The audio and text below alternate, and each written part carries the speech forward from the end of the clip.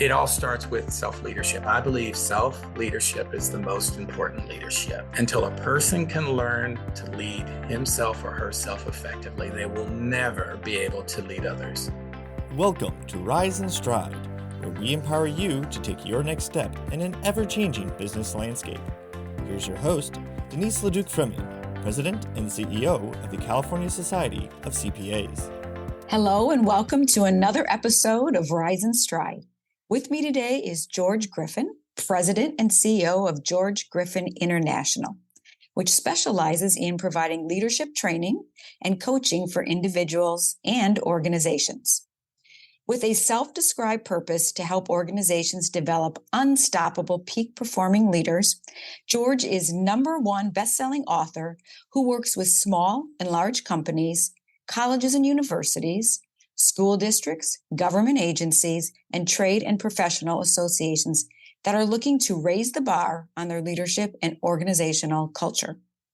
He has more than 25 years in professional leadership roles, acquiring, financing, selling, and managing more than $1 billion of real estate assets, and more than 2 decades in volunteer leadership roles with numerous trade, professional, and philanthropic organizations on all a local, state, and national level.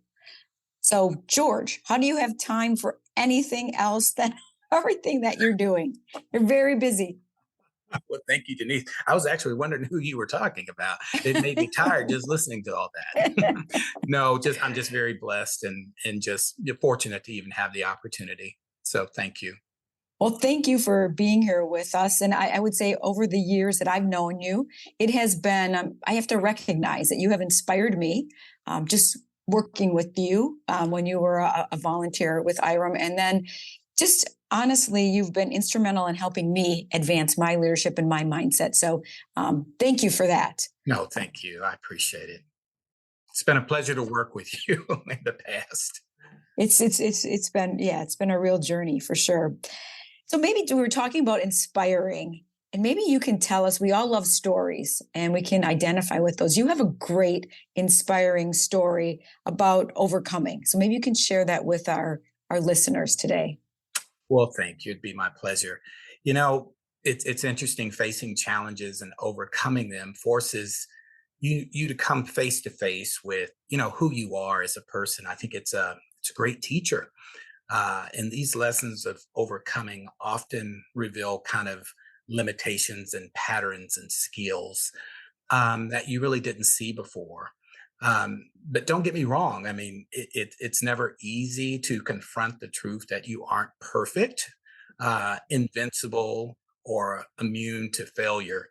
But it does require you to shift your mindset at some point if you want to achieve your goal and dream. So, in my case, after failing out of colleges and it was actually 2 colleges, Denise, that I failed out of, and being described as not college material, I witnessed my father actually graduate from Southwest Texas State University. It's now Texas State University, while he was actually battling a brain tumor.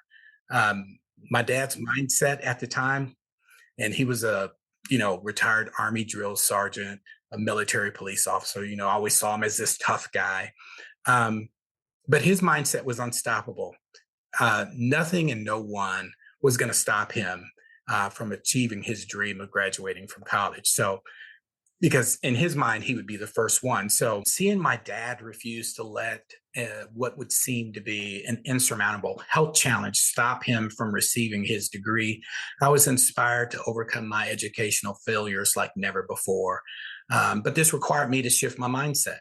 So I returned to college, actually San Antonio College, where I had previously failed out, and made the dean's list.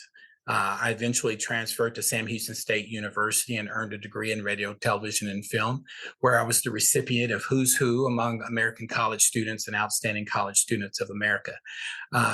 Also, later I attended Texas A&M University and earned a degree in finance, where I was the recipient of the James L. Courtney Award for Outstanding Achievement Award. Now, I don't say that to impress you. I say that to impress upon you the importance and the power of mindset. And when you shift your mindset, here's what's remarkable when it allows you to overcome your educational challenges. In my case, I was able to return back to the University of Texas at San Antonio. You'll notice that's another college. That was the first one I had failed out of as an admissions counselor. So just want you to just let that set in for a second. Where I had previously failed out in this particular admissions counselor's office, who told me that I was not college material. Now I am advising students in the very same office many years before that I was suspended from the university. So the turning point really for me was just seeing my dad and seeing that mindset, but just understanding how important it is to overcome challenges. So it's this experience that really led me today to want to help organizations develop leaders. And the reason why is because organizations today are facing many, many challenges that they have to overcome. A number of these challenges are the result of underperforming leaders, which this leads to disengaged talent and high employee turnover and low productivity and unnecessary waste of money and resources, bad leadership decisions, and unhappy customers. So I just realized with my experience, I would be in a position to help. And that's what I do today. It's an incredible and powerful story to think about. People were saying you're not college material, and then you go make the dean's list, and you're actually in the office, helping, advising students. It really shows us how powerful your mindset can be. It is. I'm blessed to one, be able to get it, because sometimes it's tough for people to understand that you really do have the power to change your circumstances. It is. And so how would you suggest, George, and I know I've been through your training, and it's not just training, it's really a relationship and understanding, right? And a whole framework. But how would you suggest individuals, when you say mindset, it seems a little out there for some people, but how would you suggest you harness that mindset? And then what do you see as the biggest challenges? Gotcha. I believe mindset is really a collection of thoughts and beliefs that shapes a person's behaviors and habits. So it kind of starts there because it creates a foundation of really who you are and how you lead others. And it starts with people's choices and decisions. Mindset is really important for leaders because it's really your lens of how you dictate the information that you take in and how you make sense of it and navigate it. Basically, mindset is really what drives what a leader does and why. And that's, for example, why two different leaders can actually see or encounter the same situation and process and respond to it very differently. One leader might see the situation as a threat that hinders their authority, another as an opportunity to learn and further grow. So I believe the number one predictor for organizations to be successful, it's not the market conditions. It's not capital venture that they may manage to raise. It's not high profile investors. It's really none of those. I believe it's the mindset of the organization's leaders. And if you were to kind of peel back the curtains behind successful organizations, you would find that it's the leaders and how they think and how they act and how they behave is why those organizations are successful. Now you ask, so what are the challenges? And Denise, let me tell you, I think it's resistance for many people. It's human nature to spend time resisting. What I've always found interesting is that your mindset can be an inhibitor and an enabler. In other words, you can be your own worst enemy, or you could be your own best friend. So how do you overcome this? Well, you spend time stretching into new experiences, not resisting. I love this quote by Oliver Wyndham Holmes Jr. A mind that is stretched by a new experience can never go back to its old dimensions. So, if I can quickly, let me share with you just four of kind of the biggest challenges that I see for folks. And I call them kind of the four disempowering mindsets. The first one, the first disempowering mindset is believing that because something happened in the past, it will happen again. The second disempowering mindset is accepting things about ourselves, our life, the world, or the people in it that limit our thinking in some way. The third disempowering mindset is listening to our internal voices, and we all have them that tell us we're just not good enough. We're just not good enough, which leads to self doubt.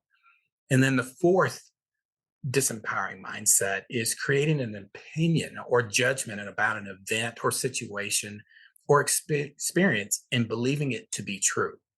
So, having any one of those can really doom you at the onset. And I teach people, look at it as a learning experience. Don't look at it as something that would derail you from your dreams. Because, in my dad's case, he could have thrown in the towel. Everybody would have understood. Look, you're suffering from brain cancer. We understand that you're not gonna, be able to do what you need to do to graduate from college. But then on the flip side, take myself as an example. George, you've already failed out of college twice. We understand that college is just not for you. So it's just not getting stuck with that disempowering mindset, I believe, is how you can really overcome that.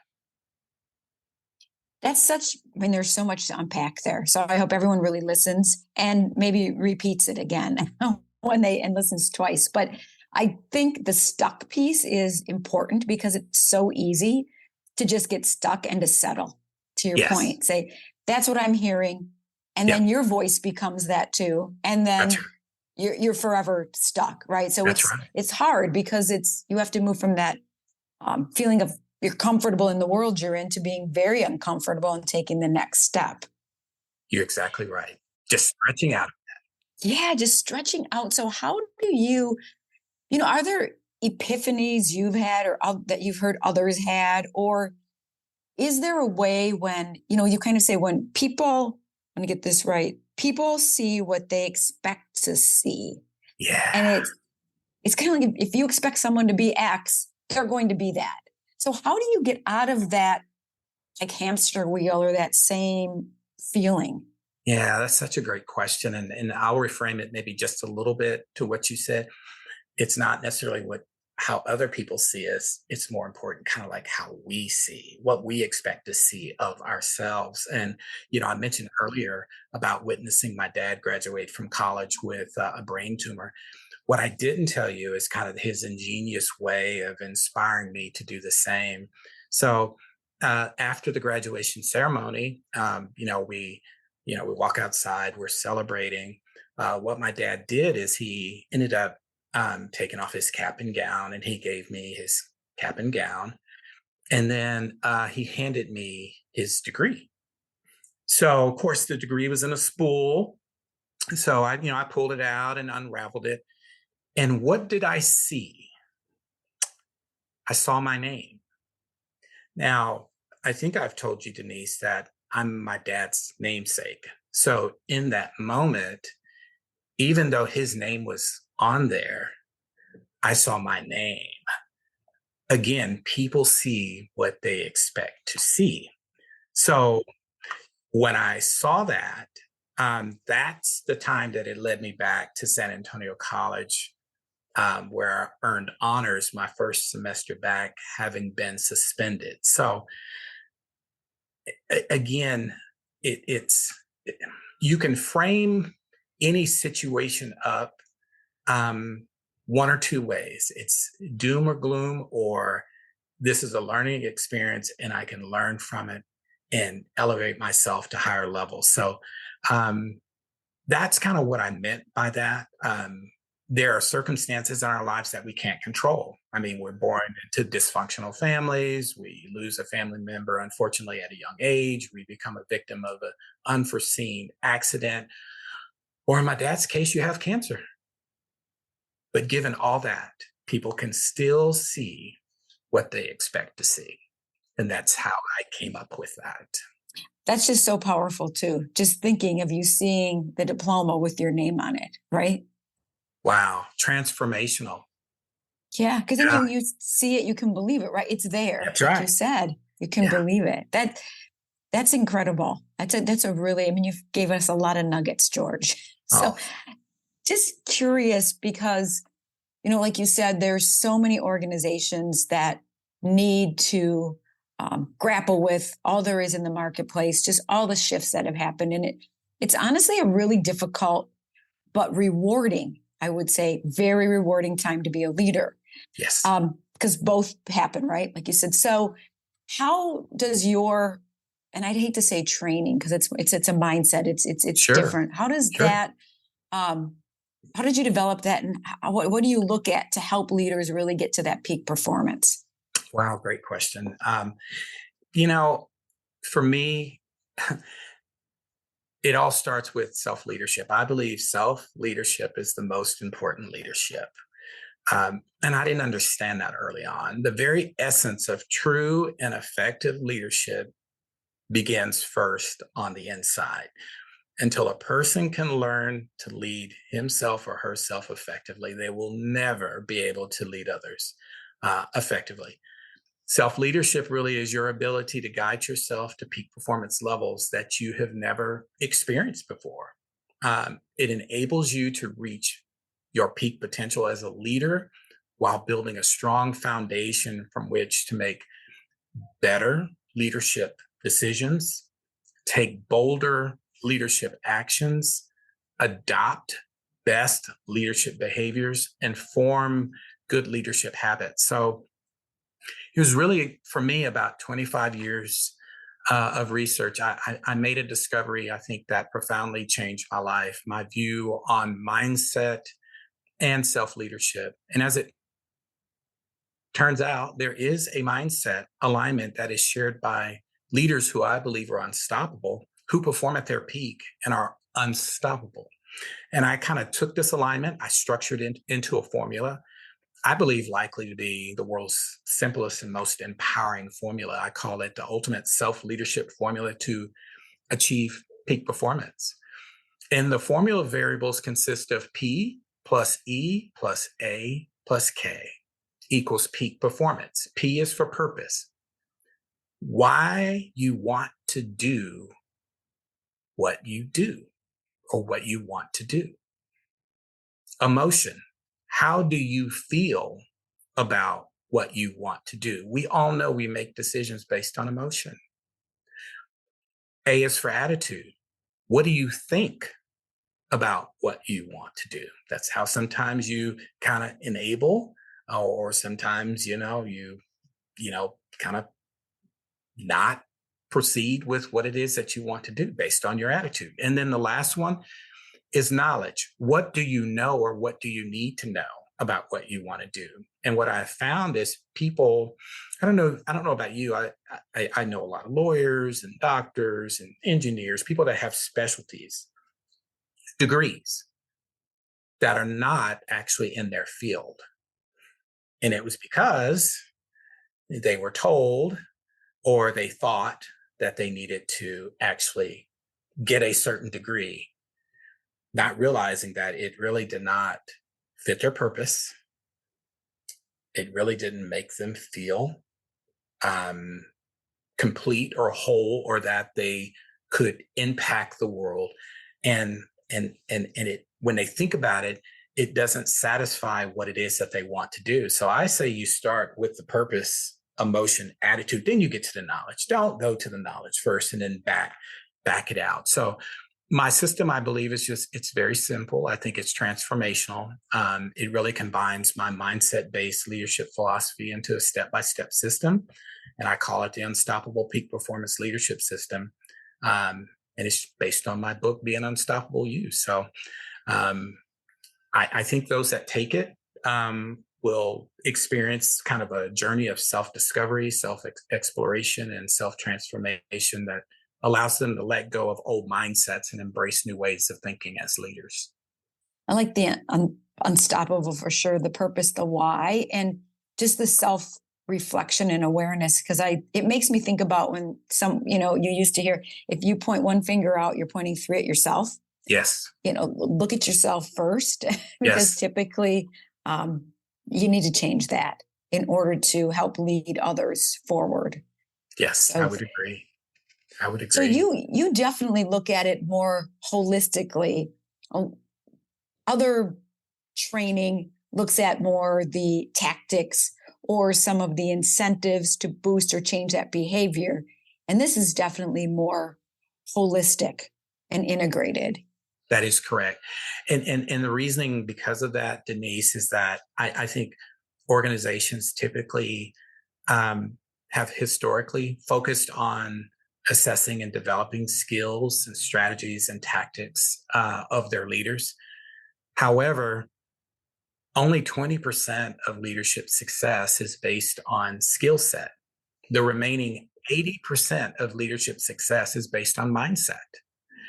While skills are important, mindset enables skill set. So really put another way, it's like mindset is the bandwidth through which your skill sets travel, much like a hose transports water. So if your mindset is constrained, your skill set will be as well, because that's where it starts. So an ineffective mindset will never lead to effective skill sets.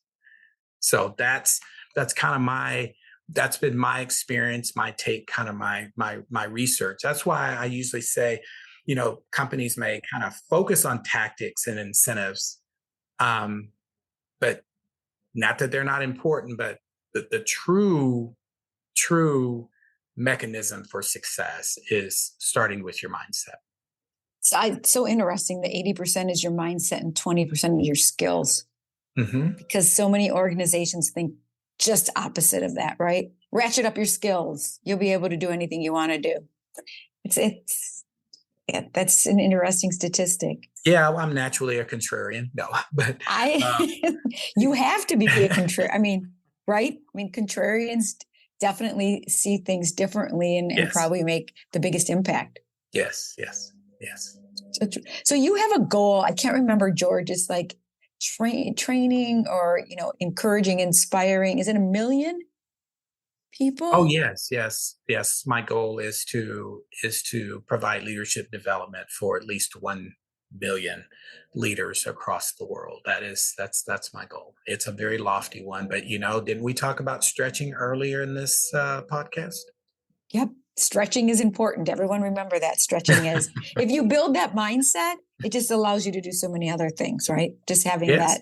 Yeah. Well, who would have thunk it, if you will, stretch in vocabulary, me going back to a school that I failed out of to be the admissions counselor. It's, the power of the mind is very powerful. It really, really is. It is. There's so many twists and turns. And when you look back, you think, oh, that just happened to all fall into place. Exactly. It's so interesting. So, when we look at philanthropic work, you do a lot of philanthropic work, George. So tell us why it's so important for you to give back. Another great question. Because I believe that giving back is tied to the belief that the purpose of leadership is serving others. That's how, in my experience, and what I've been shown by people that I admire, that's where true leadership is. I was inspired by this famous quote by Gandhi. I think the quote said, "The best way to find yourself is to lose yourself in service of others." And I believe that because that's when you really find out who you are. I've spent most of my life giving back. It has really shaped me for who I am today. And again, I believe giving back is the core value proposition of leadership. It's rooted in humility, and the fruits that it can produce is immeasurable. And you've been in, you've been with volunteer organizations, so I'm preaching to the choir with you. But volunteerism is eye opening because it gives people, and particularly me, a greater appreciation for people. It moves me, it inspires me. I believe in paying it forward. And I believe if more people open their hearts and their calendars, if you will, you notice I didn't say checkbooks, and took time to volunteer, I believe it would open their eyes and really improve the impact of the society, that we live in. So I like that, opening the calendars. Time is big. Sometimes time is more than money, right? no, it is. And I think sometimes it means more to individuals. If you look at it from a, parent child, and I know that's not the applicable characterization, but my sons want my time regardless if I sat and wrote them a check. That check could be for a large amount of money, but they would tell me, that's great, but we really want you. And that kind of reminds me of, when you volunteer and you really have something to offer the world, then um, I look at it like a tree that has no fruit to offer. What is it? It's erect, right? It stands straight up. But when the tree is filled with fruit, what does it do? It bends down because of all the fruit that it wants to share and bear. So, if you are, pride and ego, then nobody really wants to, you know, spend a whole lot of time with you. But, when you have a genuine humility, it's a sign that you have something to offer mankind. And most of the time it's through volunteerism. So maybe we're getting close to our time. So I have one more question for yourself Sure. that I always love asking our guests. So what would you tell your younger self? What would you tell your younger self, George? That who you really always believed that you were and could be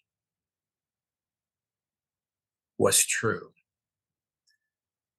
What happened was, and what not to do is, if I had to go back, is to listen to others, to listen to someone that says you're not college material. Because what happens is you buy into that.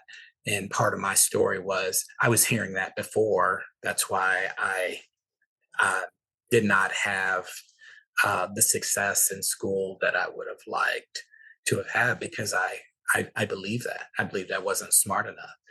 Um, Now, again, this many years later with, 2 degrees, 2 real estate licenses, I don't know how many, 8 certifications, that um, I've now swung the pendulum to, you know, the other story I would tell myself is you go from feeling not smart enough that you now don't have to prove how smart you are.